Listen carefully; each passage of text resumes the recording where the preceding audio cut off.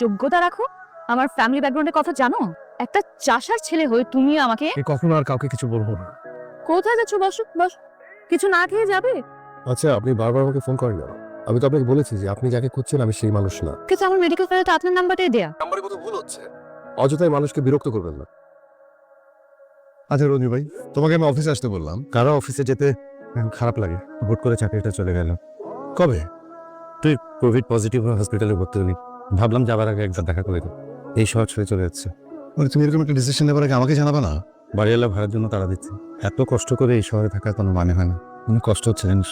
কতগুলো বছর এই শহরে বল, এই শহরে রাস্তাঘাট অফিস সব ছেড়ে চলে যাচ্ছে বুঝলি। তুমি ভাবি যে কি করবা? রঞ্জু ভাই, তোমার মনে আছে আমি ঢাকায় এসে প্রথম তোমার ওখানে উঠেছিলাম? আমার তখন নতুন চাকরি, 2 রুমের একটা বাসা। আমার ঢাকায় থাকার কোনো জায়গা নেই। প্রায় 1.5 বছর তোমার ওখানে ছিলাম। আর এই তুমি এখন এই শহর ছেড়ে চলে যাবে, আমি না মানতে পারছি না। আমার জন্য ভাবিস না, গ্রামে গিয়ে নতুনভাবে বাঁচবো।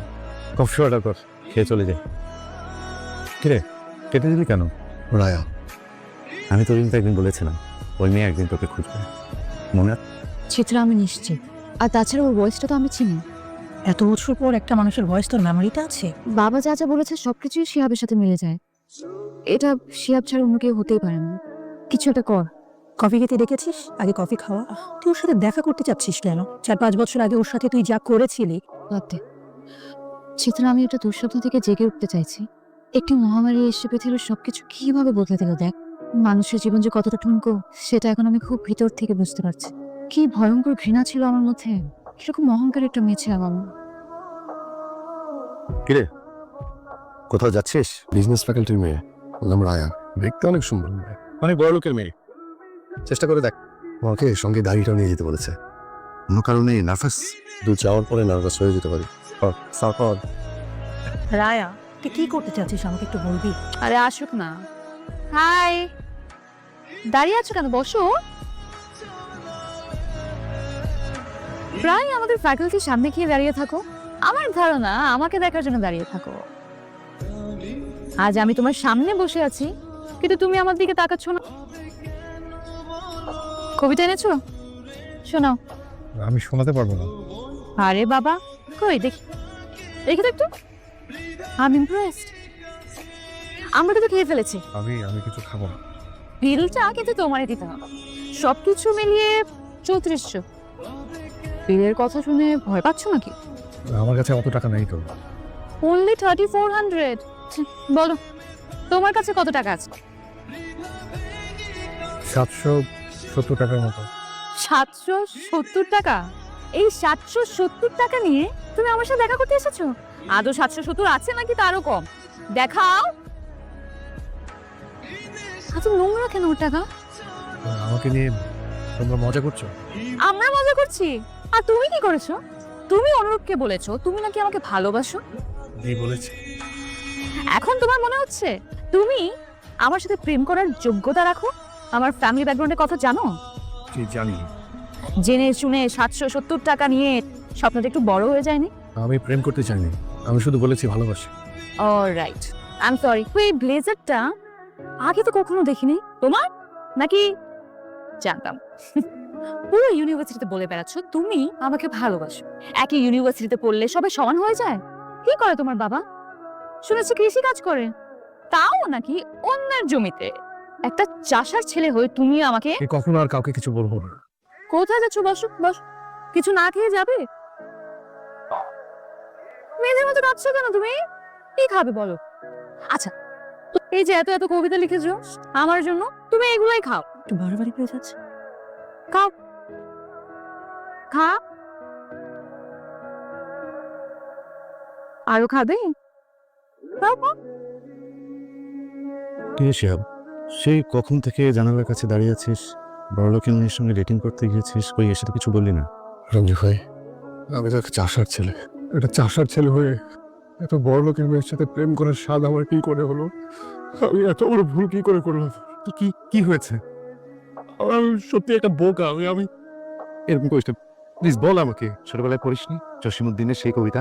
এই গায়ের এক চাষার ছেলে, লম্বা মাথার চুল, কালো মুখেই কালো ভ্রমর, কিসের রঙিন ফুল, জালি লাউয়ের ডগার মতো বাহু দুখান সরু, জনম কালো, মরণ কালো, কালো ভুবনময়, চাষিদের ওই কালো ছেলেই সব করেছে জয়। সব করেছে জয়। একদিন ওই মেয়ে এই চাষার ছেলের পথ চেয়ে বসে থাকবে। আমার কথা মিলে গেল তো, ওই রাজকন্যাই আজ এই চাষার ছেলেকে খুঁজছে। গল্পটা বল শুনি, তোকে খুঁজছে কেন?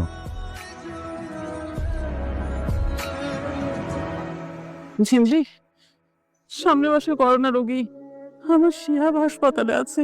কথায় কথায় কানবে না তো মা, দেখো ভাইয়াও বাসায় ফিরে আসবে। কতদিন শিহাবকে দেখি না। তখন তো বাড়ি যাওয়ার কথা। বাহ, সব কিছু ঠিকঠাক আছে, কোনো সমস্যা নেই। খুব সতর্ক থাকতে হবে। এই ভাইয়া, তুই কি আশ্রমে? নিয়ে যা, খাবে না। এখন আমার শরীরে অ্যান্টিবডি আছে, বুঝছিস? আমার প্রোটিন দরকার। আমি কিন্তু মাকে ডাক দিব।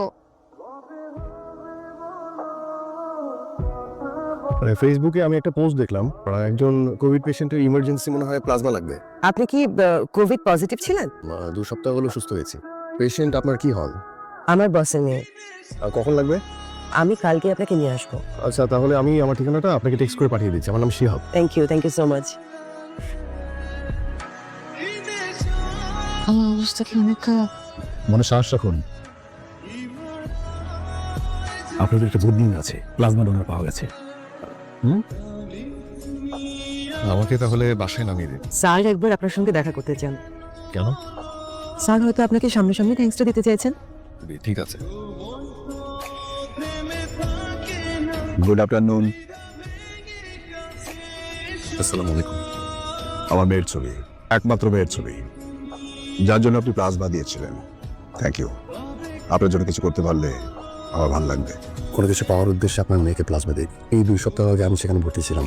আমার জন্য যদি কারো জীবন বাঁচে, সেই জায়গা থেকে আসলে প্লাজমাটা দেয়া।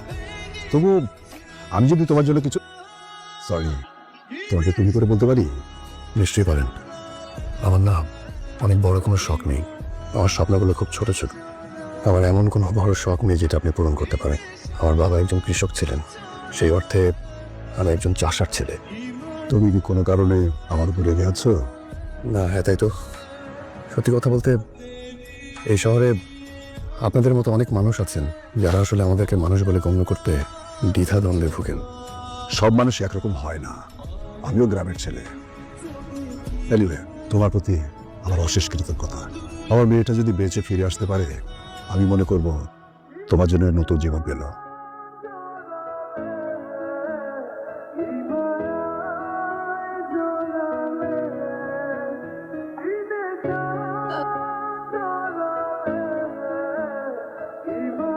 শিয়া বলছেন?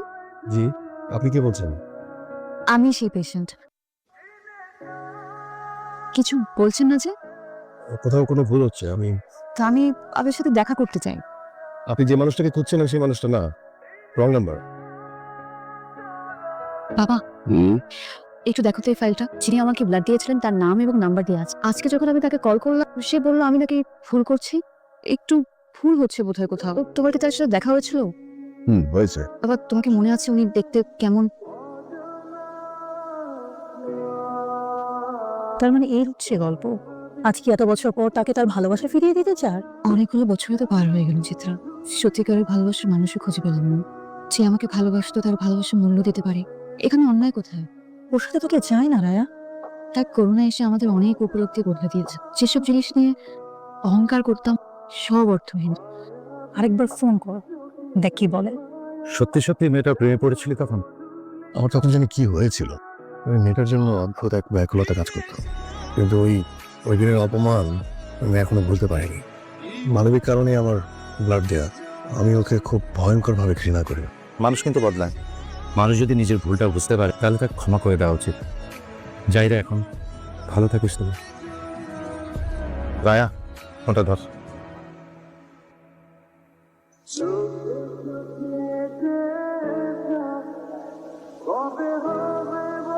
কেমন আছো শিয়া?